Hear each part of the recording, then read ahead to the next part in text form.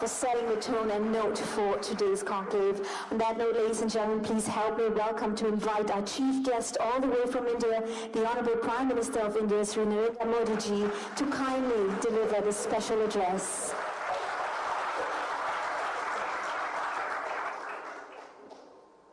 His Excellency Dato Sri Mohammad Najib ji, Honorable Prime Minister of Malaysia, members of the management of Economic Times, business leaders, ladies and gentlemen. It is a great pleasure to jointly inaugurate the Economic Times Asian Business Leaders Conclave 2016 with His Excellency, the Prime Minister of Malaysia. The fact that the Economic Times has chosen Kuala Lumpur as the venue for this conclave proves the importance of Malaysia as a commercial and business destination.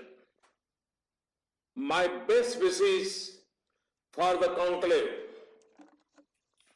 Friends, under the leadership of His Excellency, the Prime Minister of Malaysia is moving towards its goal of achieving developed country status by 2020.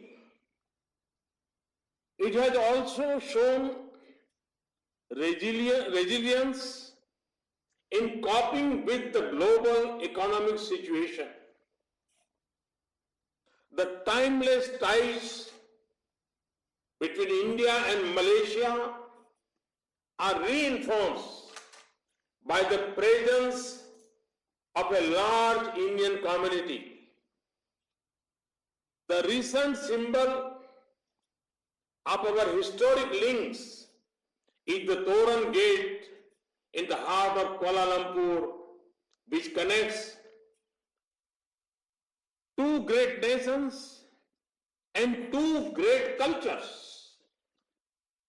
In recent times, we have forged a strategic partnership.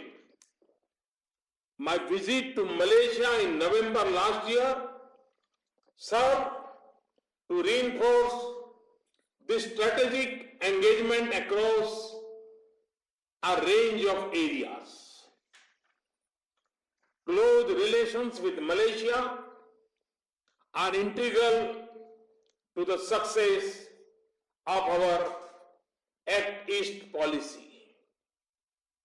India's initiatives, including a project development fund and line of credit, have given a huge flip to India-ASEAN cooperation. Friends, the leaders of ASEAN countries have led effort for better integration among the countries of the region. These initiatives to bring the business leaders of Asia together is therefore very, very timely. I've said on many occasions that the 21st century is the century of Asia. Asia, where there are hands to work, homes to consume, and heads have the humility to learn. Despite unfavorable and uncertain global economic environment, the growth prospects of the Asian region have been a ray of hope remain bright. Friends, India is currently witnessing an economic transformation. It is not only one of the fastest growing large economies in the world. It is also marked by initiatives centered around ease of doing business, making governance transparent and efficient, reducing regulatory overburden, presently cleaning the system from black money and corruption is very, very high on my agenda. This comes closely after digitization and introduction of GST. The outcomes of our efforts are visible from India's global rankings on various indicators. India's rank has gone up by, in World Bank's Doing Business report, we are fast closing the gap between business practices in India and the best in the world. We are ranked third in the list of top prospective host economies for 2016-18 in the World Investment Report 2016 released by UNCTAD. Our rank improved by 32 positions in World Economic Forum's Global Competitiveness Report 2015-16 and 2016-17.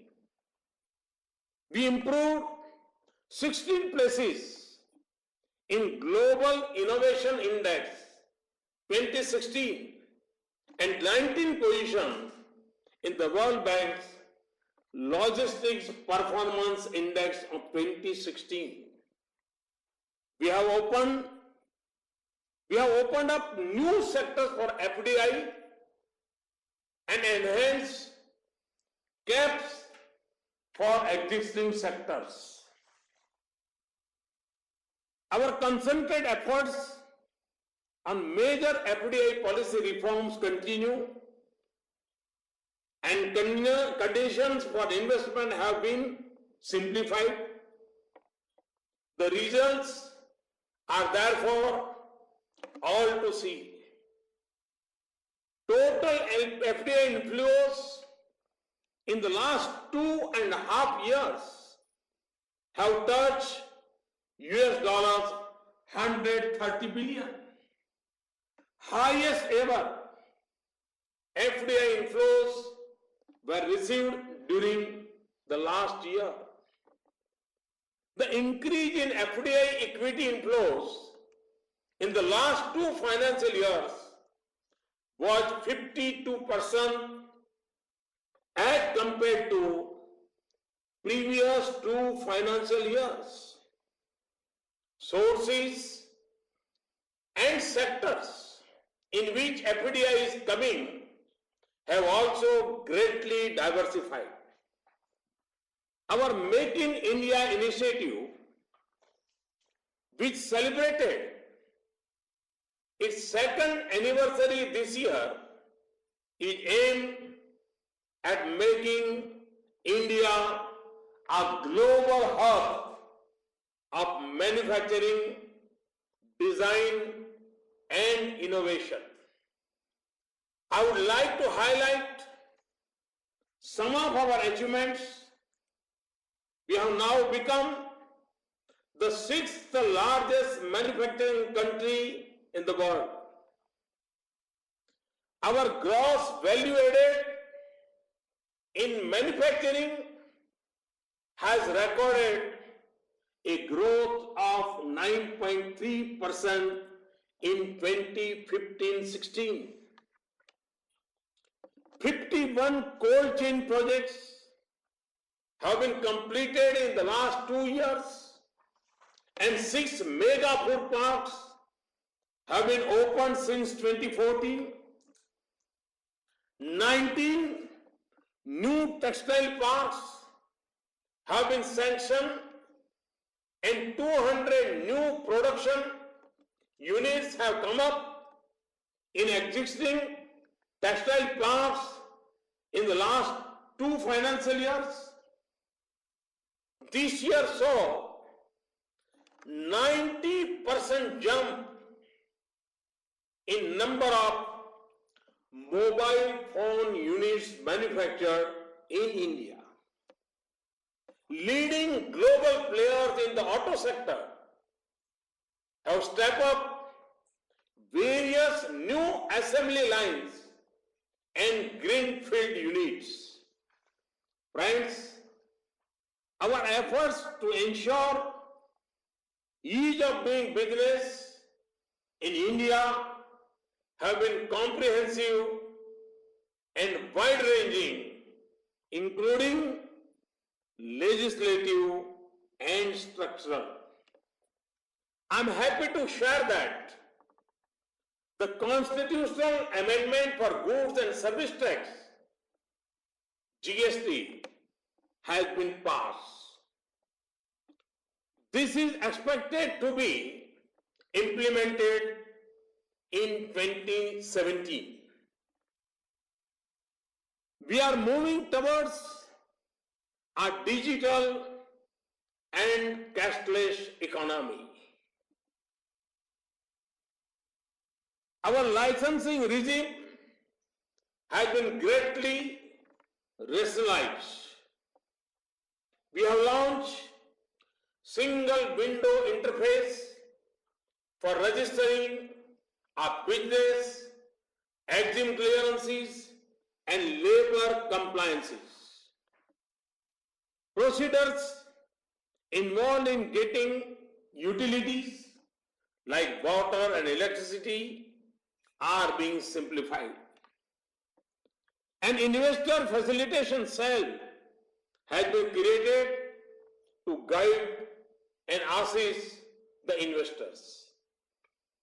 Our partnership with the state governments has also enhanced considerably since the launch of Make in India.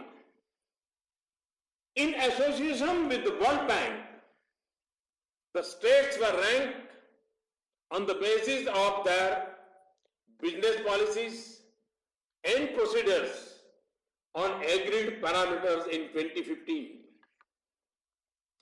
This was further expanded in 2016. We have adopted for the first time ever a comprehensive national intellectual property rights policy to lay a future roadmap for intellectual property.